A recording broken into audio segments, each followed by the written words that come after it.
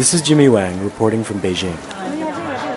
With the global economic slowdown taking hold all over the world, analysts have looked to China in the hopes that increases in spending by Chinese consumers will help drive the world economy.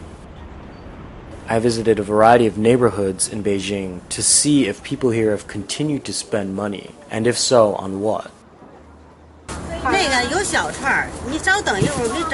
Shu Fu Cheese sells fruit in a working-class community in downtown Beijing. There are much fewer people buying than before. People don't want to part with their money. My cost of living isn't very high, so there hasn't been a huge effect on me yet. Still, nowadays, I don't buy much at all, especially expensive things. I cook my own food and don't really go out. The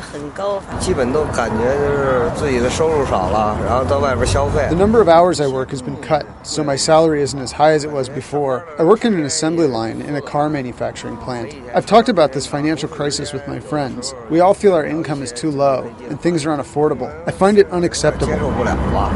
While working-class Chinese and migrant workers are tightening their belts, the newly minted middle class continues to spend on low-ticket items such as clothing and food. At a mall nearby, a trendy coffee shop charging as much as $6 for a cup of coffee was full of people. I've lost about a third of the money I had in real estate and stocks, but it's all on paper. My lifestyle hasn't been affected. I don't spend more or less money. Most of the money I do spend is on my son's education.